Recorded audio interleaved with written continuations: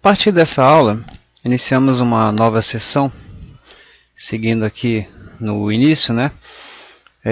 Colunas.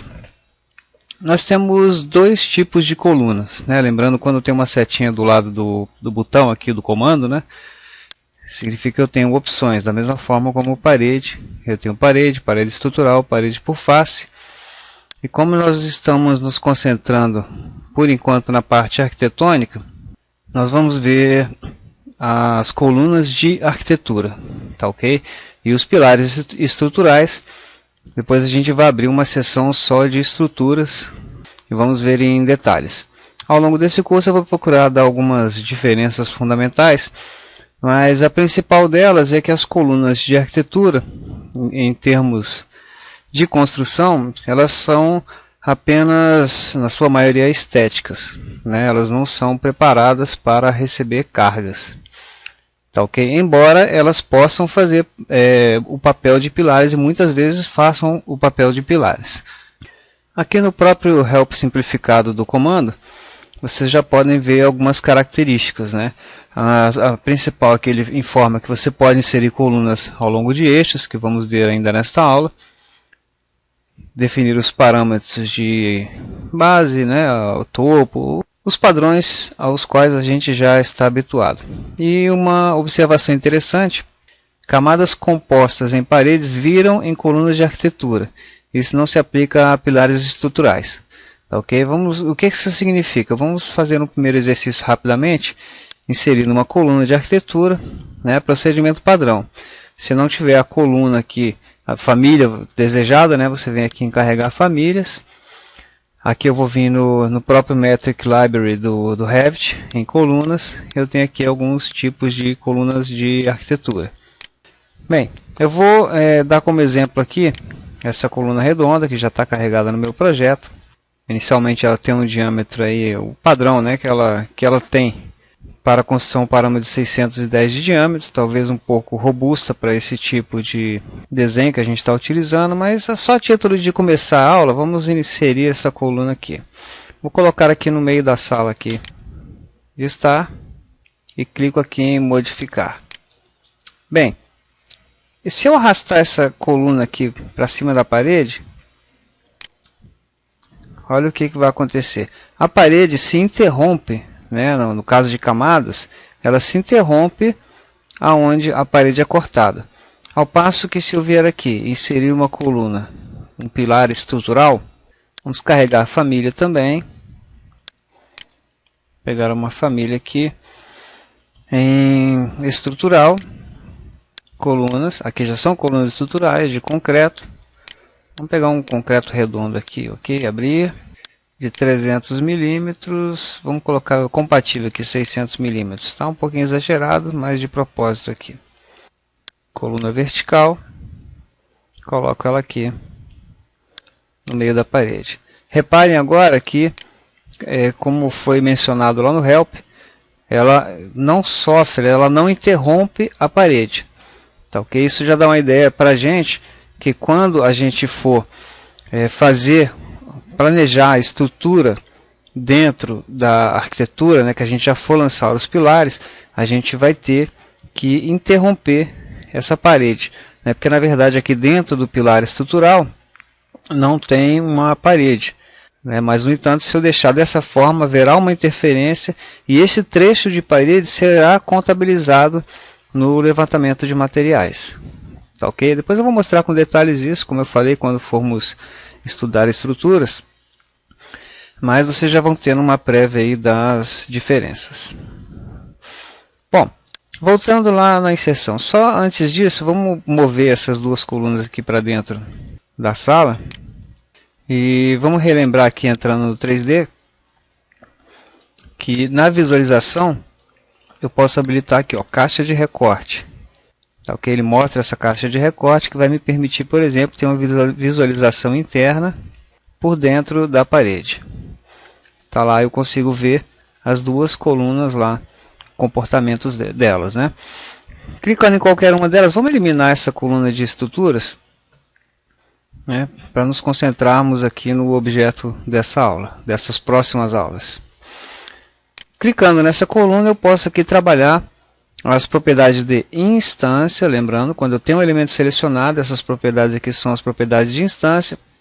E já vem aqui o deslocamento terra. Eu poderia dar um deslocamento, né, caso tivesse, por exemplo, uma mureta aqui, ou enfim, um quadrado. Essa coluna fosse colocada sobre uma outra estrutura, eu posso dar uma elevação a ela.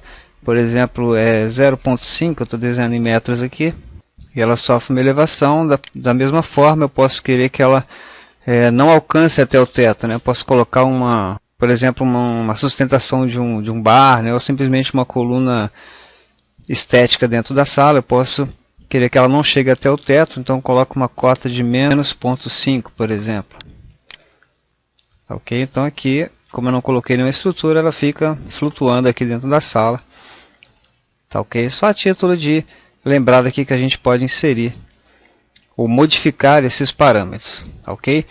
Uma outra característica que, já estudando as propriedades de instância, é que ela pode ou não definir, né, ser um delimitador de ambientes. Ok? Lembrando, quando eu faço o ambiente, né, que eu coloco os ambientes designando sala de jantar, sala de estar, né, eu posso ter essa coluna como um delimitador. E aí, então, no cálculo de área, ele subtrairia a área correspondente a essa coluna. Se eu não quiser que ele subtraia, eu tiro aqui a opção delimitação de ambientes. Tá ok? Vamos ver agora com mais detalhes a inserção efetiva desse elemento. Vou voltar lá, vou deletar esse elemento aqui, né? Vou voltar lá na planta do térreo. E vamos agora no passo a passo. Eu vou primeiro inserir coluna de arquitetura.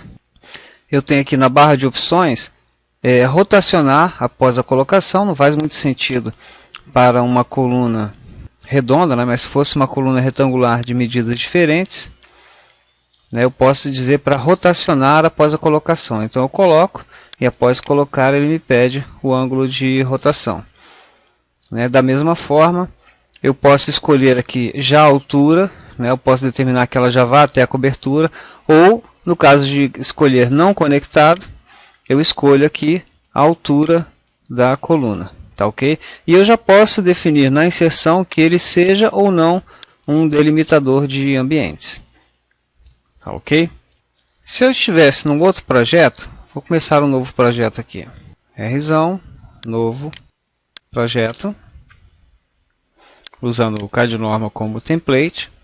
Apenas um flashback aqui. Primeiro passo, o N seria definir a unidade, né? Aqui eu estou desenhando em centímetros, vou deixar assim mesmo.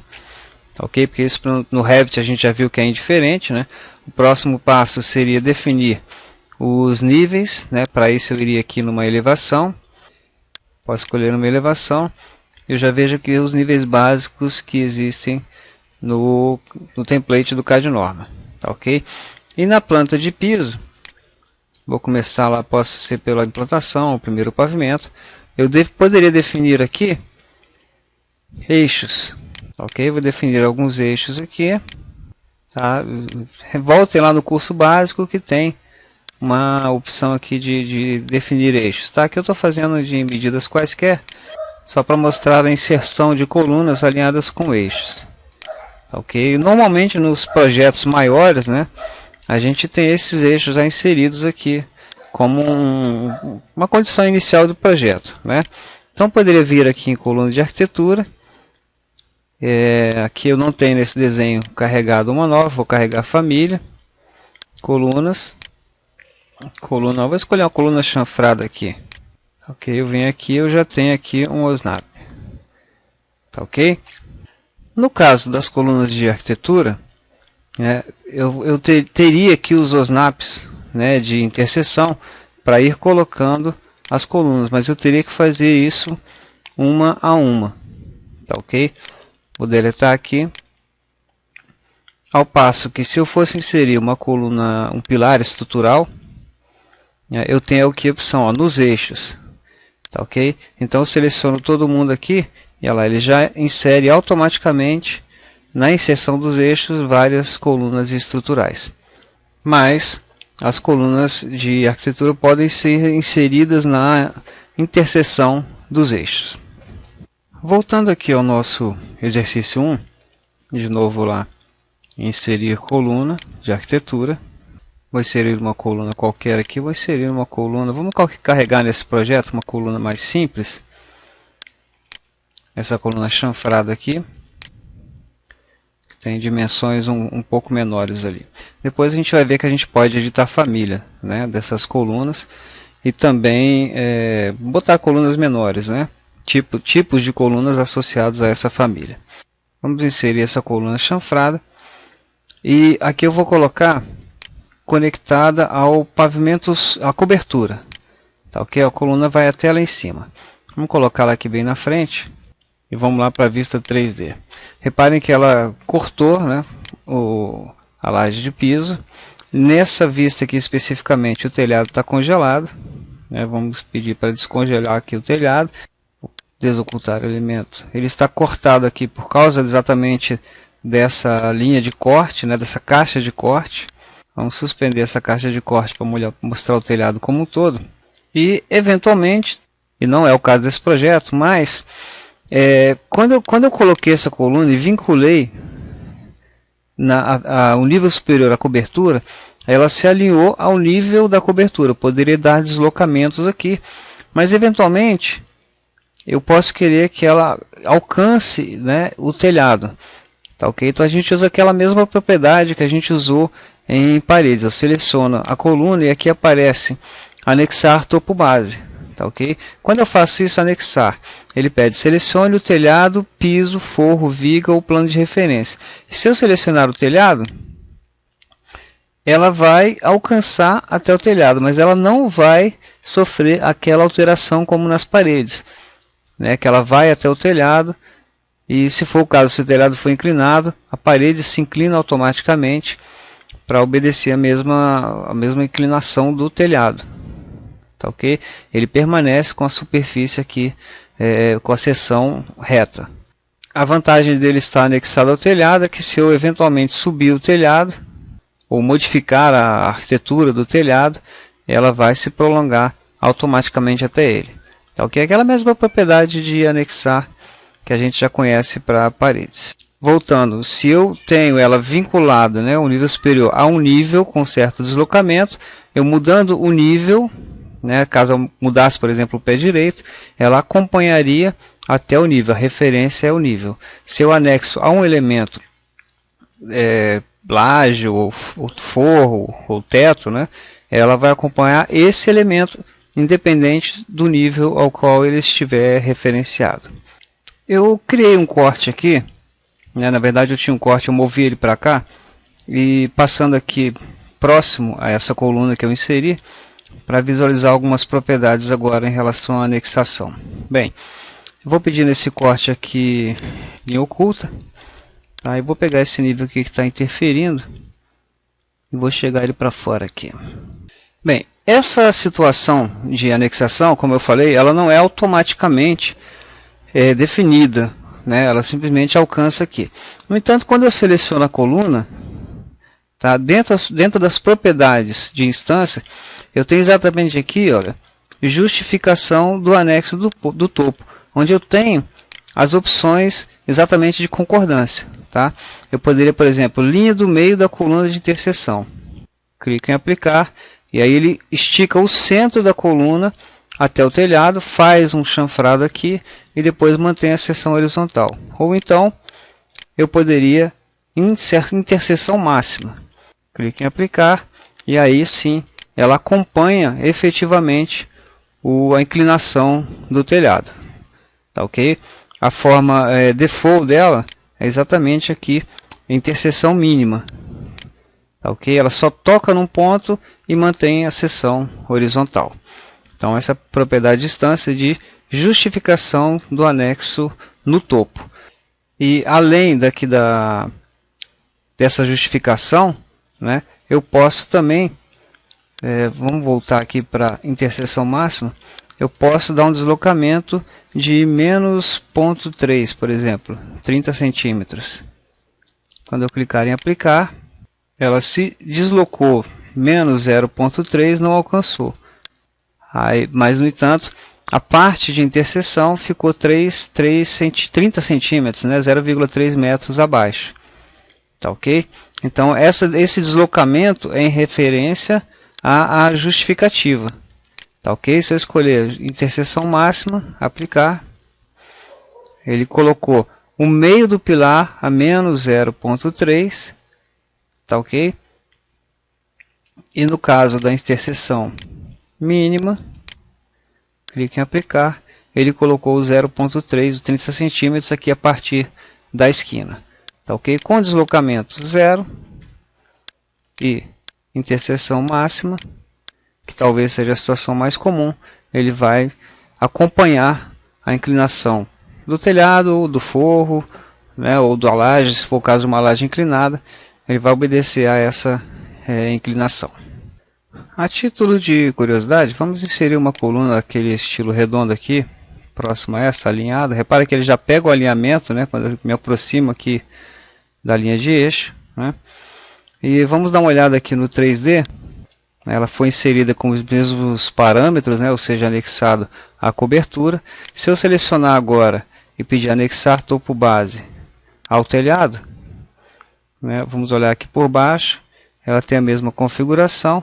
No entanto, se eu mudar aqui a inserção para a interseção máxima, né, ou a forma de anexar, olha lá, a coluna é cortada de acordo com a inclinação do telhado. Então essas são as opções de anexação de coluna a outros elementos arquitetônicos ou eventualmente estruturais. Para desanexar um elemento, preciso desanexar topo base, e aí ele pede selecione o telhado forro de referência. Então o desanexo do telhado, só que agora ela passou, né, do elemento, porque ela já tinha, quando eu anexei, ela assumiu como topo, né, uma inclinação. E agora eu poderia colocar aqui 0 e ela volta ao nível da cobertura. Mesma coisa eu teria que fazer com esse pilar. Desanexar topo base, eu seleciono o elemento para desanexar desse elemento. E ele vai aqui passar um pouco desse elemento ao qual ele estava anexado antes. Uma outra opção que eu poderia ter, e aqui o telhado eu devo dizer que não vai ser um exemplo muito feliz, né? Mas eventualmente quando você fizer a interseção, geralmente colunas não vão estar anexadas a telhados, né?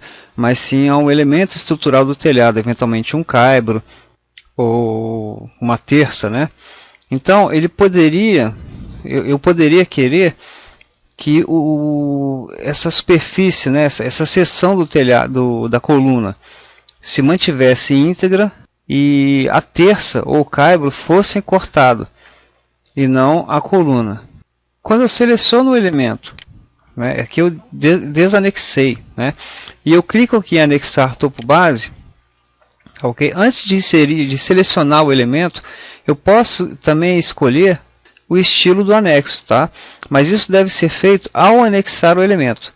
Se eu fiz o anexo e esqueci de definir o corte, tá? Eu tenho que desanexar e depois anexar corrigindo essa propriedade. Tá ok? Então na hora de anexar, eu aqui tenho o estilo de anexo. Então aqui está configurado como default cortar coluna. No entanto, eu posso selecionar cortar alvo. E ao mesmo tempo, interseção no meio da coluna de interseção. Tá ok? Eu já mudo aqui na forma de anexação ao elemento. Tá ok? Quando eu selecionar o telhado agora, o que acontece? Olha lá, vou ver por baixo. A coluna se manteve íntegra, tá ok? E ela cortou o telhado. Talvez aqui não dê para ver muito, mas se eu me aproximar aqui, ó, reparem que tem uma linha de interseção, ela permaneceu íntegra. Se eu quiser aqui vir na planta do térreo, né, e vou mover esse corte aqui para a seção da viga, para cortar aqui no meio. Tá? Quando eu abrir esse corte aqui novamente, eu posso ver melhor aqui, ó, que ela cortou o telhado. Tá ok?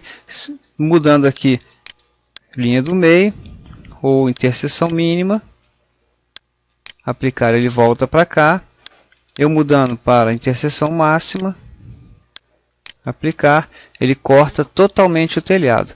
E aí eu posso ver lá até no 3D que ela cortou o telhado. Tá ok? Então, voltando, ou resumindo, né? Eu tenho na anexação do topo base, né? Eu posso cortar alvo, ou cortar a coluna, ou não cortar. No caso de não cortar, haverá uma superposição, né? E no caso aí os materiais seriam somados. Em alguns casos isso é desprezível, mas muitas vezes na representação de um corte, como a gente viu, pode fazer toda a diferença, tanto visual quanto a nível de contabilidade de materiais. Ok? Eu posso ainda colocar aqui, anexar topo base, um deslocamento em relação ao anexo. Tá ok? E aí vocês vão estudar melhor configuração de acordo com o seu projeto. O importante é saber isso. Tá ok? Aqui também eu poderia fazer esse mesmo tipo de raciocínio para a base, né? Eventualmente eu posso ter aqui, como eu falei, um suporte de concreto, e esse suporte pode estar cortado, né? Então aqui na base pode estar cortado na diagonal. Então poderia desejar que o pilar também acompanhasse, né? Tivesse uma seção inclinada aqui, né? Para dar um efeito estético interessante no design desse elemento arquitetônico. Beleza? Bom, então essa foi a nossa primeira aula de coluna. Ainda tem muito assunto para discutir, mas vamos continuar na próxima aula. Tá ok? Grande abraço e até lá.